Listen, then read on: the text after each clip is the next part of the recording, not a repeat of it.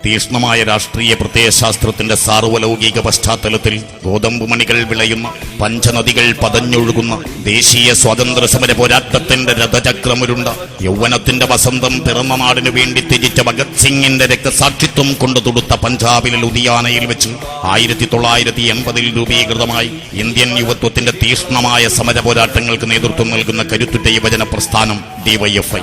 പട്ടിണിയുടെയും ദാരിദ്ര്യത്തിന്റെയും ജീവിത ദുരിതങ്ങളുടെയും പേമാരികൾക്കിടയിലും ഇന്ത്യൻ യുവത്വത്തിന്റെ സമരോത്സുകതയുടെ ചൈതന്യധാരയായി മാറിയ കരുത്തുറ്റ യുവജന പ്രസ്ഥാനമാണ് ഡിവൈഎഫ്ഐ. ഇന്നലകളിലെ ഇന്ത്യൻ യുവത്വം മരവിച്ചു നിന്നയിടത്തു നിന്നും ഇന്നിന്റെ ഇന്ത്യയെ വാർത്തെടുക്കാൻ ഇൻകുലാബിന്റെ മന്ത്രധ്വനികൾ കൊണ്ട് ഇന്ദ്രപ്രസ്ഥങ്ങളെ പോലും വിറപ്പിച്ച് ശുഭ്രപതാകയിൽ ആധുനിക ലോകത്തിന്റെ നക്ഷത്രപ്രാവുകളെ പാറിച്ച യുവജന പ്രസ്ഥാനമാണ് ഡിവൈഎഫ്ഐ.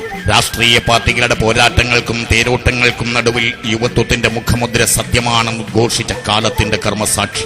പച്ചപ്പട്ടണിഞ്ഞ കൃഷിഭൂമികളിലൂടെ പട്ടാളത്തിന്റെ പകിട്ടുമായി ഉയർന്നു നിൽക്കുന്ന പഞ്ചാബിന്റെ ശിരസ്, ഇന്ത്യയെ കൊണ്ട് ഇൻകുലാബ് വിളിപ്പിച്ച ഭഗത് സിംഗിന്റെ രക്തസാക്ഷിത്വം കൊണ്ട് ധന്യമായ നാട്, ഇന്ത്യയുടെ അഭിമാന പ്രതീകമായ ആ മണ്ണിൽ കാലത്തോട് പോർവിളിക്കാൻ പിറവികൊണ്ട യുവജന പ്രസ്ഥാനം ഡിവൈഎഫ്ഐ.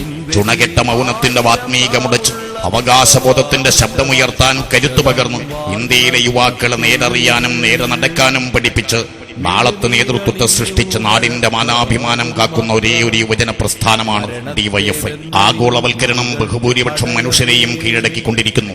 ജനതയുടെ സ്വച്ഛന്ത ജീവിതത്തെ സാധ്യമാക്കുന്ന സ്വത്വവിസ്താരത്തെ പാടെ സംഹരിക്കുകയെന്ന ദൗത്യമാണ് ഈ ആഗോള കമ്പോളത്തേത്.